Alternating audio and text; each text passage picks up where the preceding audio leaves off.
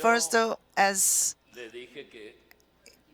it was said, you will still be talking about this. They're still talking about Boca despite our defeats in Maracanã the other day. Thank you to all the leadership in Alacero to allow us to be with you here today. Many of you today we're talking about energy transition, climate change, reduction of emissions. What I want to talk about today is to show my opinion with my themes, climate change and energy transition, and then answer any questions that you might have about that. So let's start.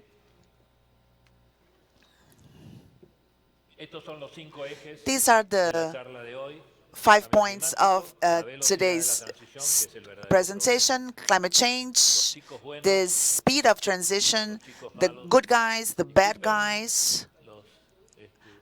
I'm sorry for the Brazilians that understand Portuguese, but I understand that the good guys and the bad guys should be similar to what you call it in Portuguese. Well, Latin America and the COPs, which I'll explain what they are. So about climate change, 3 or 4 years, for the 3 or 4 years, I started talking about the green tsunami. At that time, I said Greta won, the climate change activist. But today, the world was green, was going toward green, and you're going still to find a lot of people. As Caro said, I come from, after 15 years in the steel industry, first at Ternium, Tenari afterwards, and then 16, 17 years at Tech Petrol, which is oil and gas. So I'm very fossil in my work within energy, and for 20 years I've been involved globally with energy. So when I talk about climate change, when I talk about the green tsunami, I mean, it exists and it is here to stay, but not because I can describe it or understand it. So I don't know anyone that can talk about climate change at a global level with knowledge. You would need to know the Miocene, the Pliocene, and the geological eras. It requires a PhD in this matter and maybe 20, 30 years of experience to start talking about climate change. If the increase in temperature in 8 million years, 30 million years during the dinosaur area. So that means my advice is that there is no way back. You can hear your friends and say, this is not going to happen, this will be over in a couple of years, but I consider that you cannot go back, that any catastrophe today in the global level, be it a flooding, a tornado, a blizzard, is attributed to climate change. And catastrophes will always happen. So the scientists, the great majority that support the green tsunami and climate change today, they say that there is no way back. So my talk and the recommendation that I do make to you is that you should accept it exists. It's not possible to understand everything, but we should adapt and make our decisions based on the climate change. IPCC and IA, into the Intergovernmental Panel of Climate Change and International Energy Agency, they are two of the most known institutions that have spoken in favor of the existence of climate change and in favor of the impact that climate change has and the carbon emissions, especially in the natural catastrophes we're going through. They are renowned institutions. IPCC is from the UN, and the International Energy Agency represents OCTE at world level for energy, and are somehow all accepting and referring about the existence of climate change. So, first of all, the green tsunami, there is no way back. We're going to the most relevant aspect of today's presentation, and I will talk about what's going on with energy in the world and the emitting CO2 emitting fossils. But at that point, the whole community knows that climate change is attributed to human activity, anthropogenic activity, attributing to the CO2 emissions from humans. So the fossils are what's most important. CO2, oil, and natural gas. There are sources of energy that are not emitting. We're going to talk about the bad and the good and the bad guys, and the conference of the parties. Worldwide, the energy demand is still growing. Not as in the 90s or the first decade of this century, but it's still growing.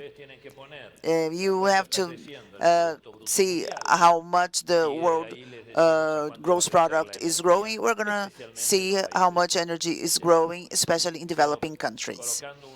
But if you place a number of 2.5% of growth in the world GDP compared to 3 in humanity in the past 15 years, today the energy, when you get data from that the growth of GDP is 2.5,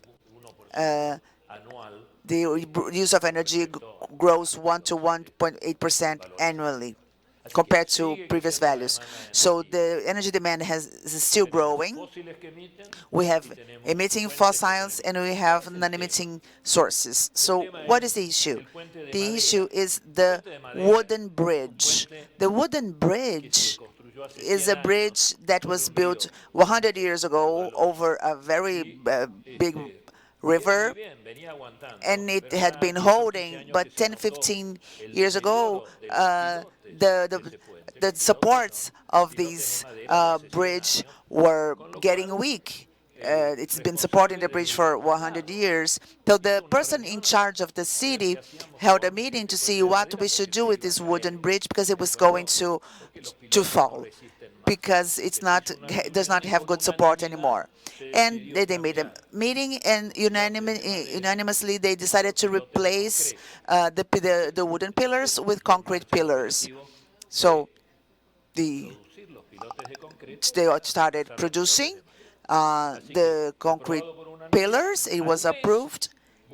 And then a month later, the mayor comes back to the area and sees that the wooden pillars were being removed. And then he calls the manager and says, "What are you doing? What are you doing?" So this is the agreement. We're going to eliminate the wooden pillars and are going to place concrete pillars. Yes, but the concrete pillars are not ready. We still need 6 months. No, but you said you're going to replace, and this is the pillars, and this is what I'm going to do. I have start removing them. It's a stupid example, right? Stupid example, you would say. I think it sounds the same in Portuguese. But it's so stupid that this is what's going on in the world right now.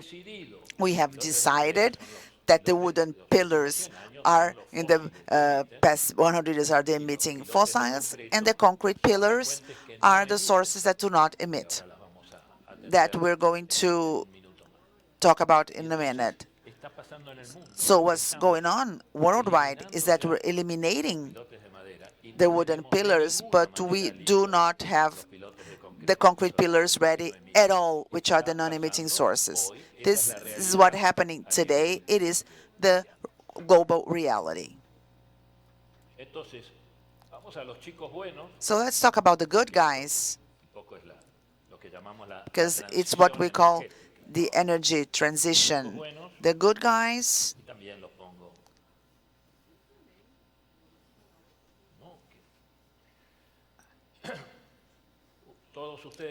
so you all know, today, solar and wind power, they are the good guys. They do not emit CO2. They're starting to replace fossil energy somehow, and they have grown hugely. A few times have we seen such growth. Wind energy is growing, has been growing 15% a year for more than 15 years, and solar energy even more, 20% a year accumulated for more than 10 years. And they're going to continue growing. So what is the problem?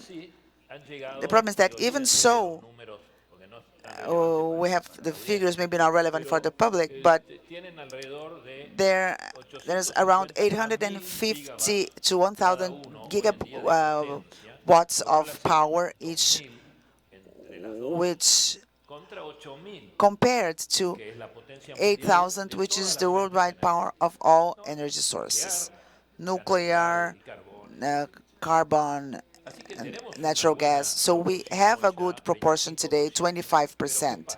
But what happens? They are intermittent. Nuclear energy or natural gas allows to run 85 to 90% of the time during the year, and solar is around 30, and wind around 50%.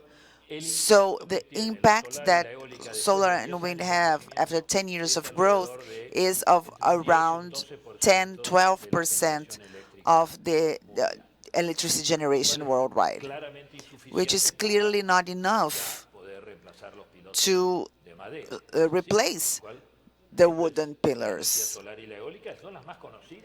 These are the ones that are most widely known and the cleaner that we see. What about electric vehicles? The wonder that you just heard, it goes, when you talk about the electric cars, it's been growing for 5 years in its production and sale of 45% a year. This can't be, Marcelo. Yes, 5 years. Yes, sir. It started with 2 million electric vehicles in 2018, and we're reaching 16 million electric vehicles in 2023. So in 5 years, if you just, there are several engineers doing the calculation of the accumulated 45% in 5 years to see if this this calculation is okay, but it's amazing. But let's hope that it will remain like that. But I can tell you, in the world there are 1.2 billion cars. And of these, every year you need to replace 80 million. That's the ratio, how it goes around the world. So of those 80 million vehicles, there are 16 that are electric. Good news, right? It's a non-emitting good pillar. I love the electric cars. So 80 million being replaced a year, so 16 are electric, but stop, there are 30 million cars that go to scrap. So I need 80, I have 16 electric, 30 are going to be replaced. And today, today 2023, after the wonder we have seen in these past 5 years, every year I add 35, 36 million cars, combustion cars, fueled by oil or diesel, gas, that emit, and regardless of what happened with the electric cars, we're still not even, when we're replacing, we're not reducing, but we're actually increasing the consumption of oil worldwide for vehicles. Hydrogen.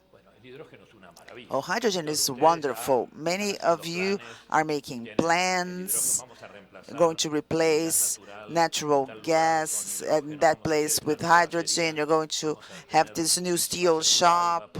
It's going to be dual with hydrogen or natural gas or whatever. Hydrogen is wonderful. But what happens with hydrogen?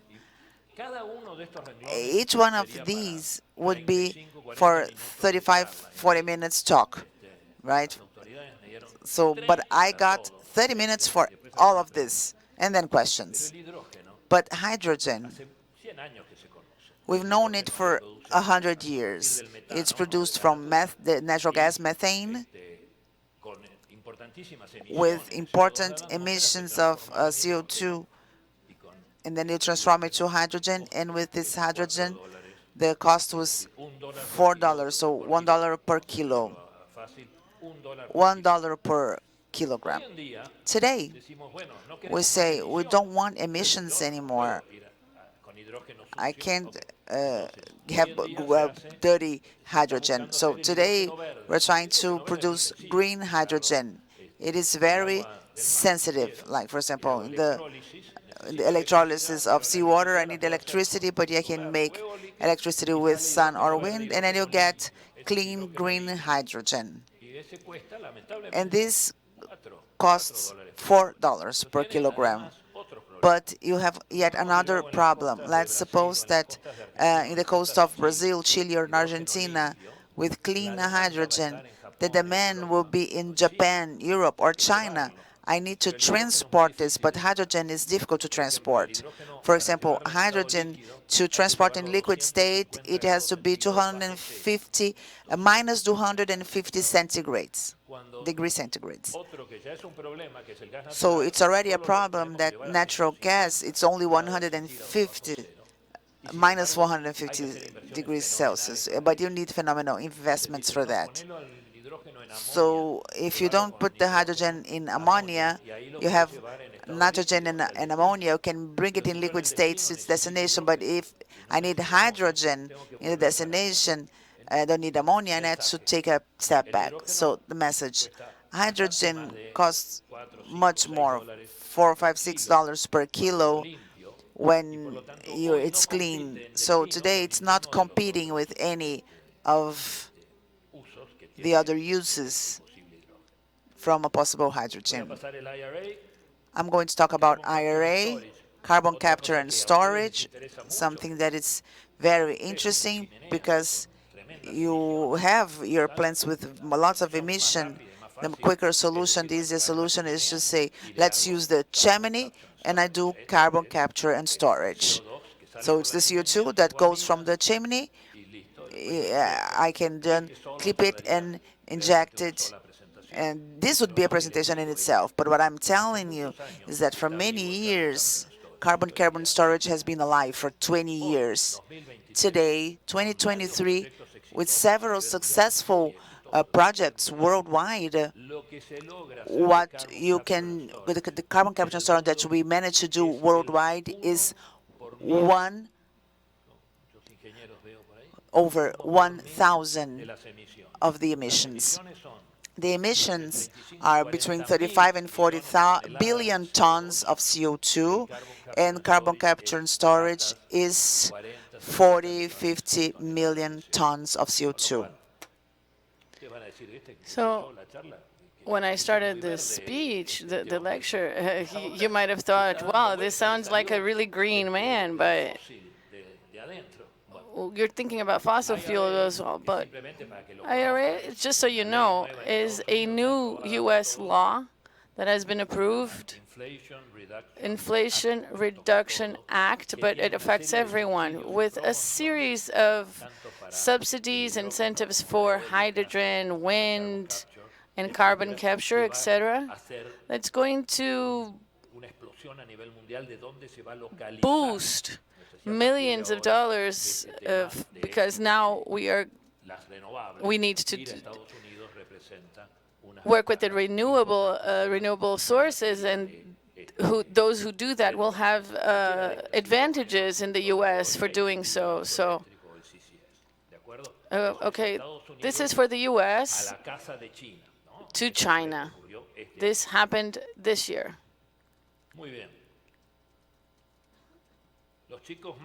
So the bad guys,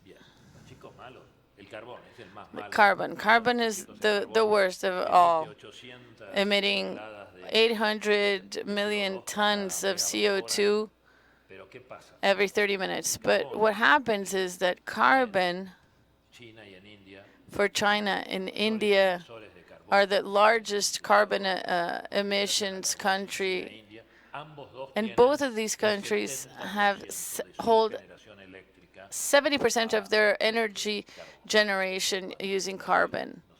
When Brazil, I'm not sure if it's 0, and Brazil is 1%, but it's 70% carbon for them, because carbon is much cheaper for China and India than natural gas, because it will emit less than half of the gas, of natural gas, but it's cheaper. And something you need to consider is there are some exceptions. Narendra Modi, the First Minister of India, always says that let's call them green conventions, but these are impressive discourses saying that we're extremely concerned with the world and climate change. We see these catastrophes worldwide due to climate change. And then she starts crying because Narendra Modi is talking about the green tsunami and its consequences. But right now she says, well, there is no way that India will be able to contribute with you to reduce the CO2 emissions, because we are a very poor country with too many people without access to energy, to electricity. So this is a message that is very strong and will set the background of the energy transition, because we haven't decided who's going to pay the bill for energy transition. And this was debated, this was discussed at COP, the conference of the parties every year, to decide on who's going to pay and how we're going to solve this transition issue. But India's position was very clear, and the message is that, okay, we still have 7 minutes 50 seconds. They're going to kill me because I can see here the time, I can see the clock. So oil, you might say, okay, Marcelo, this is for electric cars, but no. We're going to continue growing, and oil is going to continue growing. This is just an add-on problem, because demand will continue to grow. However, the supply in the last 10, 15 years coming from the U.S. is just exhausting the capacity from the U.S. to maybe share oil or to, and now the COP doesn't have any idea to how to solve this. So right now, any growth will be supplied not by the U.S. anymore, but most of OPEC's decisions can become, OPEC will have a relevant role in the next few years. Natural gas will rely on the famous LNG, liquefied natural gas. And what does that mean? That today, the product is almost all exhausted to historical products from Canada to US, or from Turkmenistan to China, or from Norway to Europe. The future is called LNG, but it's expensive after the liquefaction process to its destination.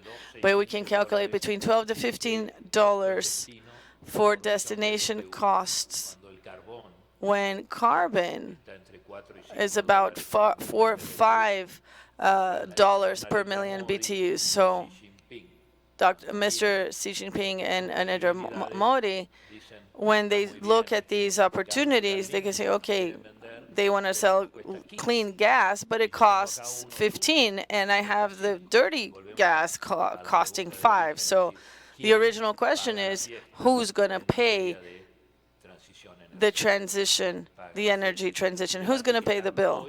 So right now, the discussion is this. So in the conference of the parties in the COP, this annual meeting, the Paris one is the most famous, but this has happened in Copenhagen and Cape Town. The next one will be in Abu Dhabi in the Emirates. So this is where a number of these countries gather, 150 countries gather to decide the strategy to reduce CO2 emissions and carry forward the energy transition process. So it takes maybe 10, 11 days to reach their goals with applause and for achieving those objectives. But the COPs, the COP, the members go back to their countries, and then they get to their countries, and what really speaks louder is their pockets. It's the money. So although they have come to several agreements at the COP, they go back to their country and say, okay, but now we can't. Right now we can't do it. And it's not only China or India or Africa. The money is king in Japan, in Germany, and even in the US, money is king. So there hasn't been an agreement. So imagine that the absolute logic to reduce CO2 emissions globally is not to come to these meetings, hug out, and applaud each other. It has to do to understand what emissions do we have. It's between $350, $200 per tons of emissions, and this has been working in New Zealand, California, and Europe with really heavier fines or penalties. Everybody talks about these penalties, but nobody applies them. Only these 3 countries. In Latin America, and the COPs. So I've told you what the COPs, the COPs are. There are 3 things in the world for energy: affordability, security. Affordability is our pockets. Security is we want energy, we have it, it's safe, and then sustainability is what we're discussing here, emissions, etc. Very well. The thing is that 3 years ago, sustainability was very trendy. Every meeting at the COP, we're talking about the green tsunami, but now with the war in the Ukraine, with the Russian invasion, and in Europe, they are now saying, okay, for now, sustainability, we're going to set this aside to focus on security. And when we look at the poorer countries, affordability is what sets the tone. Like I mentioned, India. And right now, the message is, let's continue debating globally to understand who does what, who pays the bill. There are several examples that I could set here for initiatives for the first world to pay for poorer countries to pay part of this bill, part of this energy transition, but it's not working. However, they cannot agree. If the Chinese are right, they say, okay, but they're emitting more than the rest of the world, and China says, but we've been doing this for 120 years. And you've been doing this, European, Japanese, you've been doing this for 120 years. So how do you tell me now that I need to pay for everything? And it's the sum of 120 years plus what's happening now. So this is the debate we're in the middle of. And the last topic is a very personal theory of mine, which in COPs, it's not only for Argentina, this is applicable to several other countries. Not only those emitting, for example, not just Norway. The cleanest country in the world is Norway. So what happens? In their oil and gas production, it's the largest per capita production in the world. But They don't consider the sale of this oil and gas to the consumers as a source of emission, and they're just referring to how oil and gas is being produced. But now, scope 3, nobody's talking about this, but this is the scope 3 of the emissions, which is the sale of these products. So Norway is the cleanest country in the world when, in their global math, it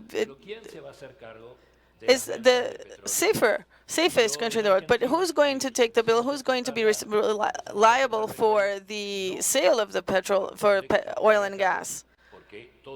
Because all of the world is now exporting oil and gas, but are not including this this math in their origin accounts. Thank you.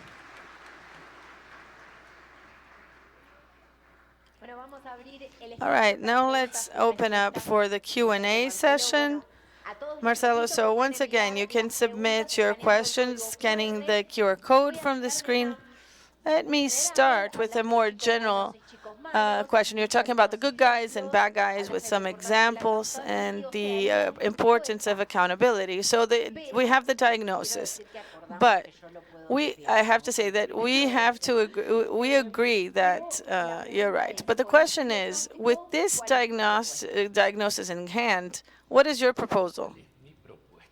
Well, my proposal, I have to tell this story. Do we have a few minutes?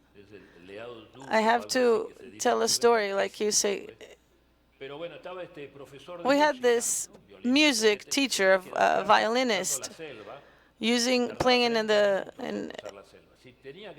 he had to go around a forest and if he had to get to class, if he had to do that, it would take 4 hours. But he could cross the forest, and their friend said, "Okay, but what do you mean? It's a jungle, it's a forest, there are animals." But he said, "It's simple. I'll just go through it, and when I see the animals, the lions around me, I'll stop and start playing my amazing music, and the lions stay calm, and when I finish playing, I can continue walking, and I get to the other side." And people said, okay, great. And then one day, there was a deaf lion who came about. He was playing, he started playing for the lion, and as soon that the lion reached him, the lion ate the music professor, the music teacher. So that's how I feel when I hear this question. Because what did everybody do at the COPs by applauding, hugging each other? They would say, okay, Fatih Birol, who is the president of the International Energy Agency. And there was a proposal there. And he's very similar to a deaf lion.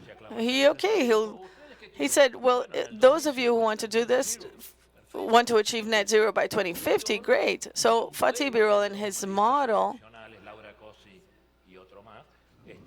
and Lara Cosi and someone else, and he created this model, and this model would solve the emissions issue. But for example, no car could go over 100 kilometers per hour, ever. Never over 100 kilometers per hour. How do you say the shower? Only 2 minutes under the shower, maximum at 37 degrees. So he said, "What are you doing, Fatih? This is impossible." There were like 20 different measures. You can't develop any more, not another drop of gas or oil here in Brazil, you wouldn't be able to produce. But if that is done, we told it would be impossible to apply all of Fatih Birol's measures. But step by step, the COPs figured out who's going to pay, how sanctions will be applied. That's what's needed. It's interesting. You're really talking about the accountability concept. We really need to incentivize the fulfillment or the achievement of these actions. This is my idea, maybe not shared between everyone, but I'm an economic guy. I'm an economy guy. I think you have this impression in the steel companies as well. So why do you do what you do? And what is king? What speaks louder? If it costs zero for emissions, we can think, oh, but in the future we're not going to buy anymore. The GM or Toyota won't buy from me anymore. That's fine. But today, the costs for emissions in the world is zero. So I believe I'm an economic guy. If the Chinese and Indians don't have any costs for emission, they're just going to continue emitting, just like they've been doing. They'll have coal-run mills. When you think about the developing countries and you think about the awards and penalty systems, this could be adjusted a bit. That's what you were talking about. But you said, okay, your goals are excellent, but you've been exploring this bubble for 120 years. That's right. And it's always the same thing. Okay, they have to go to the COPs to create a program to fulfill all of the goals. Because someone cannot just request a country like Mozambique, because Mozambique, only 20% of the population in Mozambique have access to energy, to electricity. I'll repeat this. 20% of the Mozambique population has access to energy. So now they just rediscovered the use the use of gas. Who is the first minister? What did the first minister of Mozambique do? He said, okay, we need to develop gas production because we want to move from 20 to 50% of access to energy. So the truth is, I don't go to the COPs, luckily, but people would have to go to the COPs for an integrated plan considering Sierra Leone, Mozambique, China, India, Japan, and Germany. There's an idea that the agenda of sustainability is something nice to have, right? Not something that we would like, we'll do it for the agenda at the time.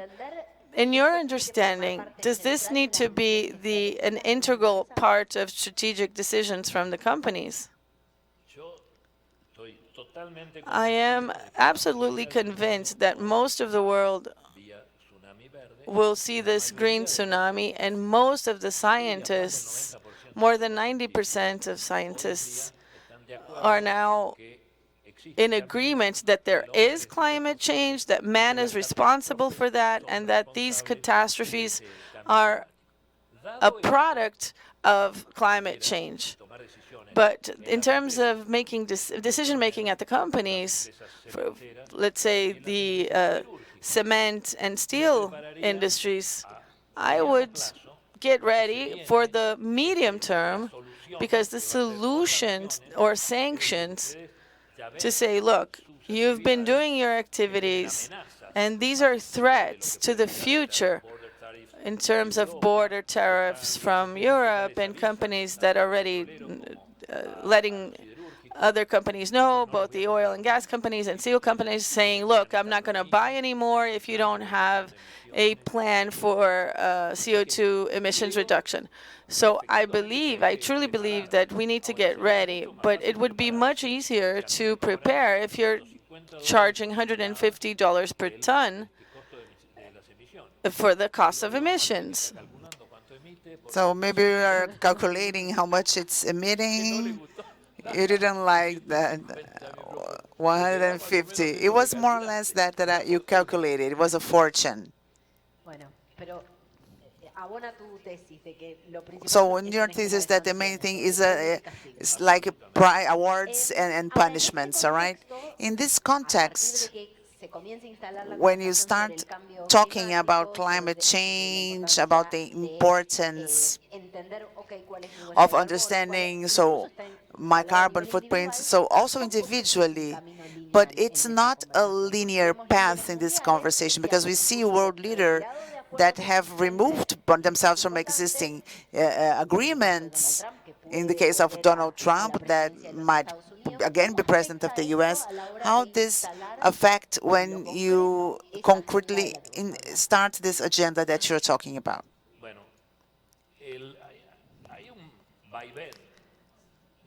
There is like them ups and downs that you see there because for 3 years ago I accepted the green tsunami, and I imagine I'm going to think and write in the sense of what should we do in this world in order to solve the problem. But what's right is that I have many fossil friends, not being pejorative when I see green and I see fossil. They're close friends, but they work with me in the oil industry, and they still do, and therefore the friends still doubt, so to speak, that there is an impact from human beings in climate change, and they bring you the books because there are scientists for everything. There are scientists to show that the Katrina hurricane in New Orleans was a result of the climate change. I'll bring you a book. Then you want a book from a Swede that says that nothing's going on, that it's exaggerating. I have a book about that as well. So you need to look at it, and I personally believe that you need to get ready. You have to ignore the comments from the fossils. So how do you one day do like Modric, Xi Jinping, and Trump? They applaud the cops and they don't fulfill it. So yeah, that's why we're here. Thanks, Marcelo.